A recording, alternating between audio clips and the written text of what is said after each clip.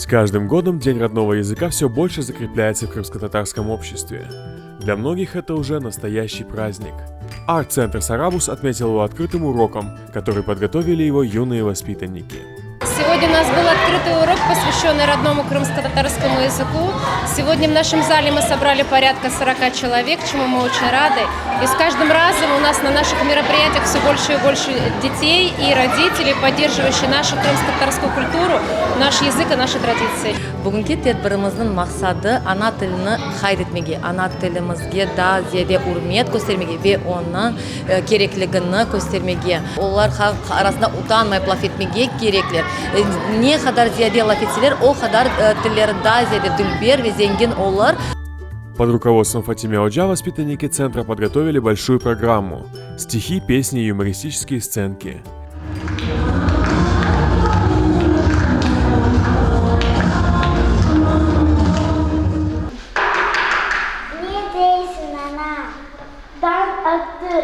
Эти хоразлар кучи бравы.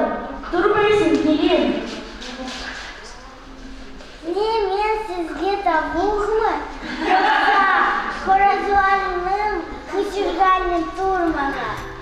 И если воспитать любовь к родному языку – главная задача учителя крымско-татарского языка, то с этой задачей Фатиме Оджа справляется на отлично. Мен ана тілін пек sevem ve Ergun lafetem. Ана тілінді пек sevem ve serbest lafetmеге isteyim. Мен ана тілінде lafetem.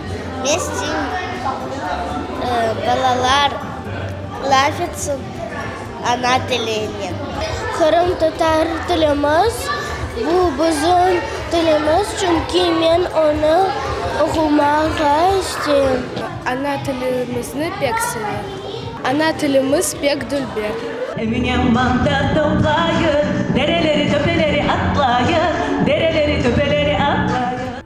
Гостем мероприятия стала известная певица Диляра Чукенджи.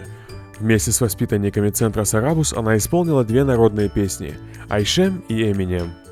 Кешкен тедбірні мен пек бегендім. Біздің балаларымыз, яш нәсіліміз тіл öğrengenine керчектен қуанам.